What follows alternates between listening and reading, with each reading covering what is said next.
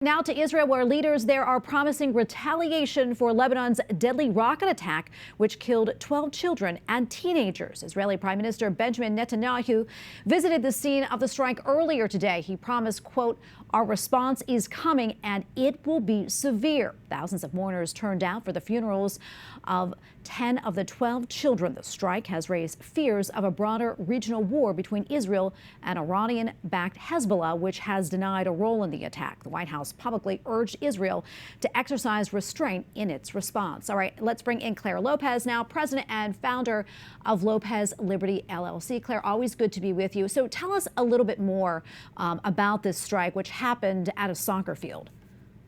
Well, yes, Tracy. So Hezbollah has been launching rockets, drones, missiles at northern Israel for quite some time, certainly since October the 7th of last year, 2023. But this one was aimed at a sports area where there are several soccer fields, and this one that got hit was a place where younger children were playing. 12 of them were blown to pieces all over the field. What happened is that the rocket, there was a warning. The kids ran towards the exit to get into a shelter. The rocket landed right in front of the kids, between the kids and the shelter, blowing them up, and a couple of dozen more seriously injured.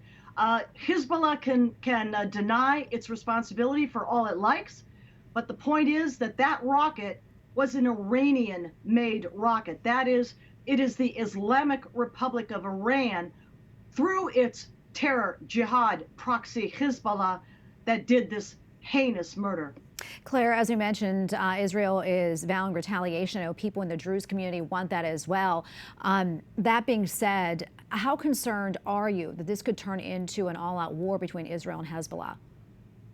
Well, I mean, the first thing I would say is that Hezbollah has been poking Israel for months now, as I said, ever since certainly last October. There's no country on the face of the earth that would put up with this kind of an attack that blows their children to pieces and not respond. That is unconscionable.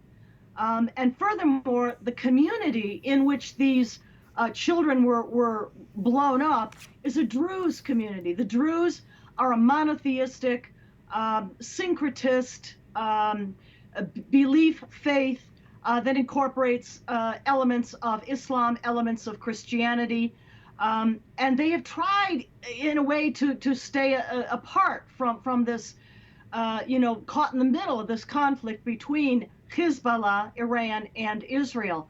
But at this point, that's not going to be possible any longer. Many Druze, by the way, serve very faithfully in the Israeli Defense Forces. And this village, Majdal Shams, is up on the Golan Heights in northern Israel. So I think that Israel has absolutely no choice. It must retaliate and hard against Hezbollah, not necessarily in any effort or intention to expand a conflict, but this has to be responded to, and the response has to go to Hezbollah, maybe the Dahiya, for example, the southern part of Beirut. But they have to respond, and there's no question about that. Claire, almost out of time here, but does Israel even have the capability to conduct a war on Hezbollah and Hamas, and where is this all going? Yes, they do have that capability.